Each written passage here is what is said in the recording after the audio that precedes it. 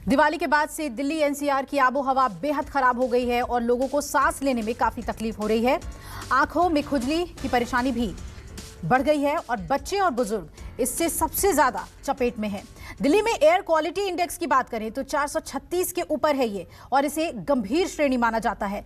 नोएडा की हवा में भी 450 AQI के साथ गंभीर श्रेणी में लगातार आबो हवा की स्थिति बनी हुई है और उत्तर प्रदेश के मेरठ से लेकर हरियाणा के जिंद तक की हवा गंभीर स्तर तक प्रदूषित हो गई है। शनिवार को गाजियाबाद देश का सबसे प्रदूषित शहर रहा, वहीं नोएडा और गुरुग्राम दूसरे और तीसरे सबसे ज्यादा प्रदूषित शहरों में बना रहा। वहीं प्रदूषण पर नजर रखने वाली एजेंसियों ने बताया था कि रविवार को भी राहत नहीं मिलेगी। और देखिए 4 तस्वीरें आपको दिखा रहे हैं ITO कनॉट प्लेस, गाजियाबाद और नोएडा। दमघोटू जहरीली हवा का चादर जो है दिल्ली एनसीआर पर बना हुआ है और ये ख़त्म होने का नाम नहीं ले रहा है।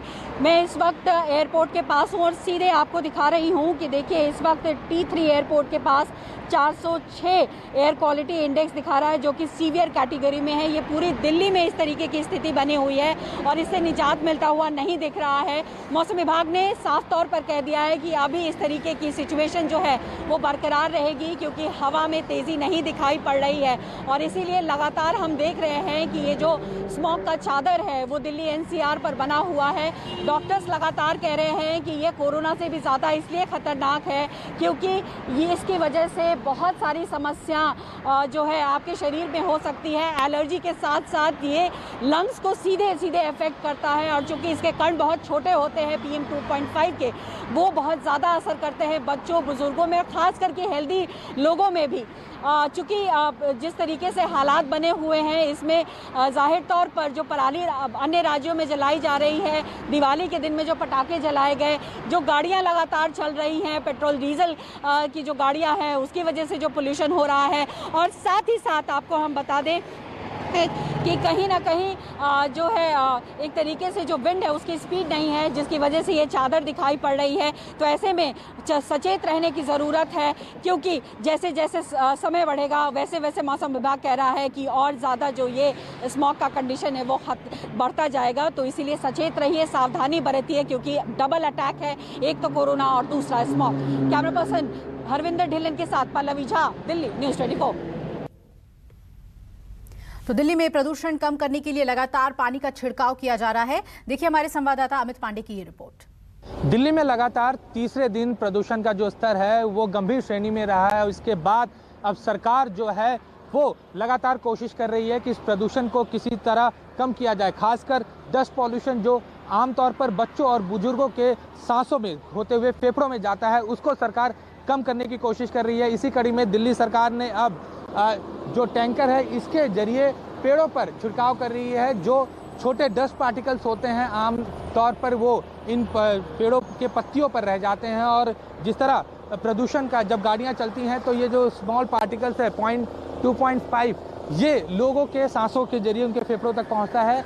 अब सरकार कोशिश कर रही है कि इन पेड़ों पर टैंकर्स के जरिए पानी से इसे साफ किया जाए ताकि प्रदूषण के जो स्तर है उसको थोड़ा कम किया जा सके। और उसके बाद जिस तरह मौसम विभाग ने अनुमान लगाया है कि आज दिल्ली में 20 से 30 किलोमीटर की गति से हवा चलेगी जिससे जो धूल और खासकर जो धुआं है दिल्ली के आसमान पर वो कम होता नजर आएगा। और आप देख सकते हैं तस्वीरों में कि टैंकर के जरिए ये जो टैंकर के जरिए पेड़ों को धोया जा रहा है एक तरह से। दिल्ली सरकार ने कल इस तरह के 114 टैंकर पूरे दिल्ली में लगाए हैं कि जो बड़ी सड़कें हैं उसके बगल के जो पेड़ पौधे हैं उस पर पानी से छिड़काव किया जाएगा और डस्ट जो है उसको ये लगातार जो ये ये जो मुहिम है ये लगातार चलता रहेगा दिल्ली में। पिछले साल भी हमने देखा था कि जब प्रदूषण का स्तर दिल्ली में बढ़ा था तो इस तरह के कई सारे एहतियातन बरते गए हैं। इसके अलावा दिल्ली सरकार ने 35 ऐसे हॉटस्पॉट बनाए हुए हैं जहां पर एंटी स्मॉग गन को तैनात किया गया है, लगाया गया है जिसके जरिए जो पानी की बौछार है वो लगातार किया जा रहा है। जो एयर शेड है वो हरियाणा पंजाब से दिल्ली की तरफ है। अब ऐसे में क्या ये जो इस तरह की योजना या इस तरह के जो काम दिल्ली सरकार कर रही है उससे दिल्ली वासियों को क्या थोड़ी सी प्रदूषण में राहत मिल सकती है? नमस्कार, मैं हूं मानक गुप्ता। अगर आपको हमारा ये वीडियो पसंद आया हो तो इसे लाइक और शेयर जरूर करें और हां, हमें सब्सक्राइब और फॉलो करना ना भूलें ताकि आप देश और दुनिया की कोई खबर मिस ना करें। तो जुड़े रहिए हमारे साथ और देखते रहिए न्यूज़ 24।